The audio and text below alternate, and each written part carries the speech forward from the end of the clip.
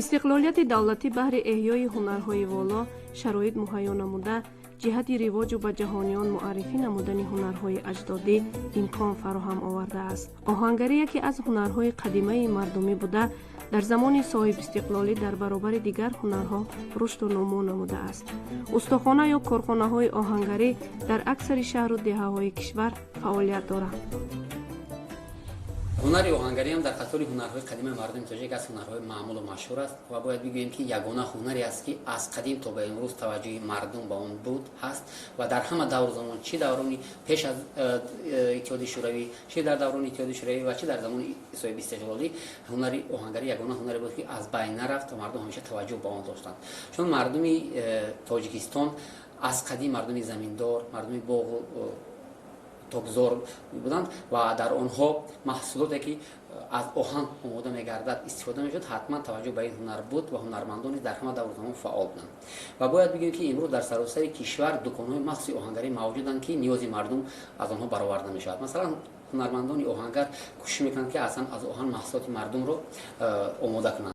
ҳунари оҳангарӣ ки ҳунари аҷдодист, устои оҳангар тамоми душвориҳои ин пешаи заҳматталабро таҳаммул намуда, барои рӯзгори мардум ва пешбурди зиндагии худ тамоми маҳсулоти ниёзи мардумро омода месозад. 15 сол зиёд ман бо оҳангарӣ машғул ҳастам. ин касбро аз бачагӣ ба ман маъқул буд. тамошо мекардам, нигоҳ мекардам чӣ оҳангаро бо оҳан кор мекунанд, бо оташ. ба ман хеле маъқул буд. бо ҳамин кор машғул шудам. дар ҳар устохона як усто ва 2-3 нафар шогирдон кор мекунанд. устои калон дар назди оташи тафсон истода оҳанро дар оташ сурх мекунад ва шогирдон онро дар болои сандон ба шакли дилхоҳ медароранд. ҳунари оҳангарӣ аз авлоти молу 12 пушт оҳангар кардам буд. ғайр аз оҳангарӣ санги осёбурӣ бо деҳқонӣ чӯбкориам аст. оҳани ҷӯф, табар, метин, калан, дост ва анҷомаи техникӣ барои трактор. олоти устухонаи оҳангарӣ аз кура, дами оҳангарӣ, сангдон, кундаи чӯбӣ, новаи об, путк, гира, амбур, каҷамбур, қалам иборат мебошад. маҳсулоти сохтаи оҳангарон гуногунанд, аз ҷумла олоти корӣ ба монанди калан, бел, теша, хоркантеша, табар, искана, новатеша, ҷоду, токпур, болға, гулмех ва дигар навъи олоти меҳнат. ва бояд бигӯем ки сулолаи оҳангарон аксаран дар ҳама шаҳру ноё аз ноҳияи ашти бостон маншаъ мегиранд.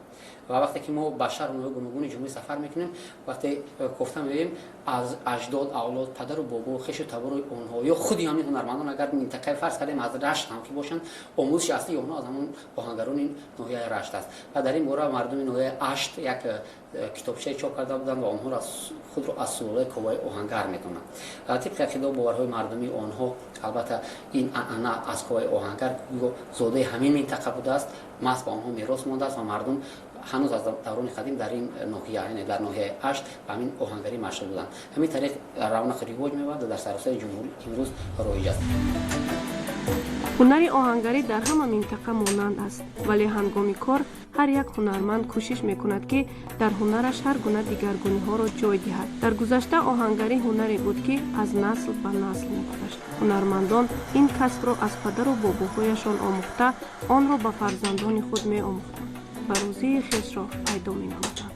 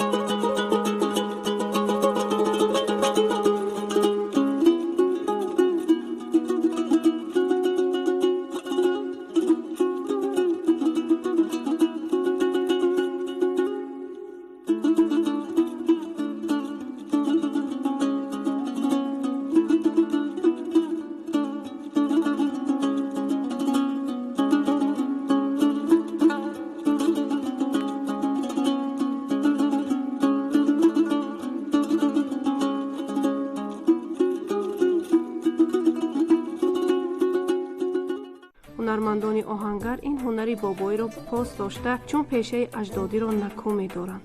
ворисони ин ҳунари суннатӣ солҳост ки ба ин пешаи аҷдодӣ дар хизмати мизоҷонанд ва маҳсули дастонашон имрӯз дар намоишгоҳҳои шаҳриву вилоятӣ ва ҷумҳуриявӣ ба маърази тамошо гузошта шудаанд.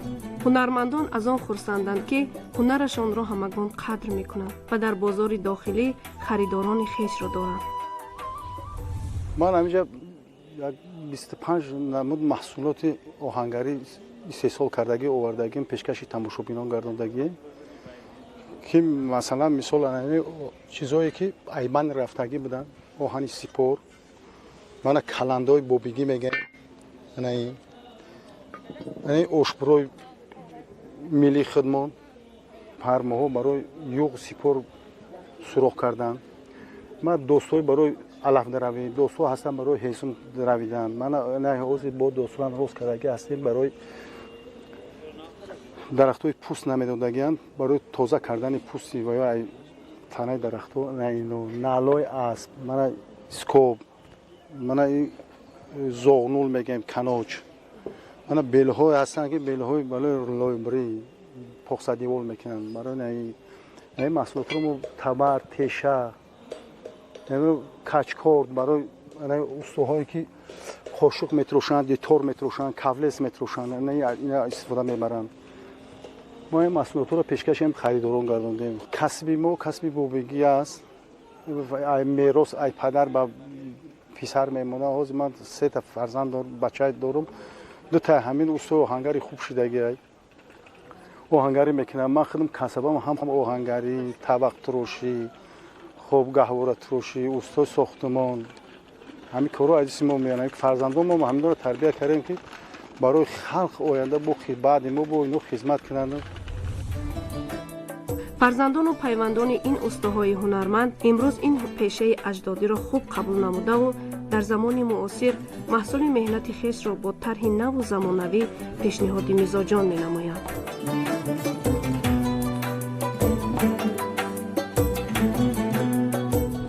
касби оҳангарӣ хеле душвор аст, меҳнатталаб аст. ин кори дастӣ, асосан асбоби оҳангар ин як болиқа, оташ ва сангдон. бо ҳамин 3 намуд чиз мо ҳар гуна тайёр мекунем.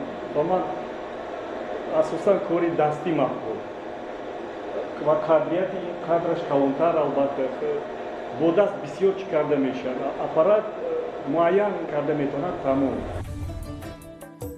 барои пешбур ва муаррифии бештари ҳунарҳо талошҳои устуҳои ҳунарманд хеле шоиста аст. инсонро пеш аз ҳама касбу ҳунараш дар зиндагӣ соҳибмақому соҳибэҳтиром мегардонад. имрӯзҳо таваҷҷӯҳ ба ҳунарҳои мардумӣ афзуда аст. ҳар нафаре мехоҳад аз шоҳкориҳои мероси ниёгон дидан намудаву аз асрори ин ганҷи ниёгон бархурдор гардад. дар воқеъ ҳунар ганҷинаи безаволи маънавиест ки нисбат ба ҳама сарватҳои дунёӣ мақоми болотар дорад.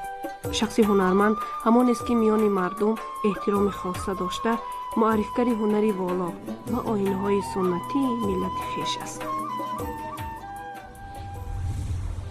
ниёзи деҳқон ба мо бисёр аст ки масалан дар нақли асп, дар дост, яъне ки ба ҳамун асбобое ки мо ҳозир миллии ҳунарои мардумӣ мекунем, оҳангарӣ ба мо ниёзи бисёр аст.